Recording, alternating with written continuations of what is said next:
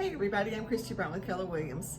I am here in the office today with Jana Horne, and she is with Village Realty, and we're going to be discussing all things property management.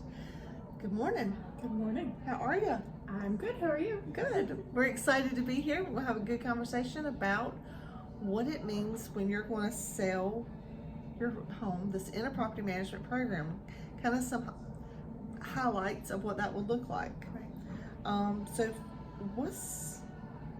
what's the most important thing for a seller to do, an owner to do, if they're looking to sell their home?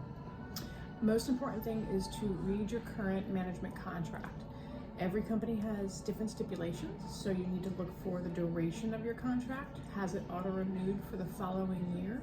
If there's any cancellation fees or other fees that you might be held responsible for if the home is under contract and sells. Pay very close attention to that auto-renew clause. So if you've auto-renewed for the following year, and if there's any reservations that have been confirmed for the following year, those have to be taken into consideration when selling your home. Okay. So when and what should the owner be communicating with property management? Mm-hmm. So it's best for the property owner to communicate with their management company quickly, thoroughly, and efficiently. Okay. So the second they decide they're going to put their home on the market to sell, they should be communicating with their management company, letting them know the steps. Okay. Any documentation that they need to have signed with the broker, so that we as the management company are permitted to release information to better your chances at selling the home, Okay. obviously.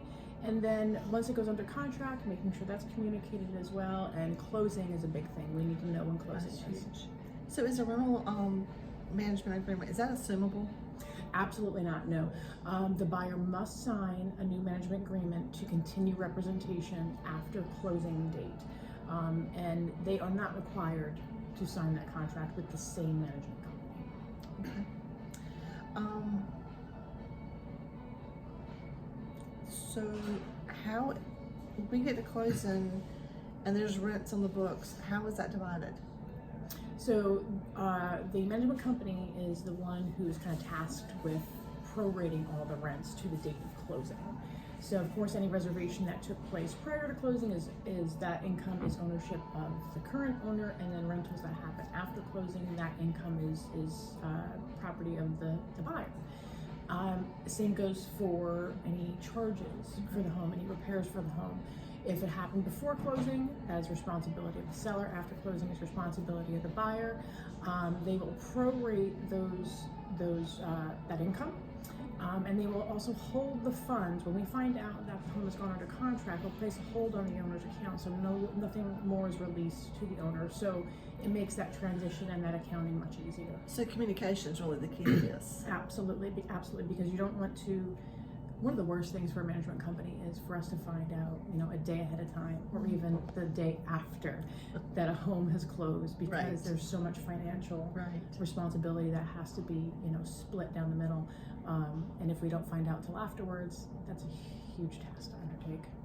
I hear that. I get you there. All right, so it is very important, and it's very important for the communication also to be not with just the owner, but me as a broker. Yes. Being in communication and having that together. So thank you very much for all this information. This is some good stuff, and all things real estate and property management. So if you have any more questions, Jana, how can they get up with you? They can reach me at Village Realty, obviously. It's Jana H, so JANAH at VROBX.com. Or you can call my cell phone, 252-489-6084. Alrighty, and I'm Christi Bryant. I'm a realtor here with Keller Williams.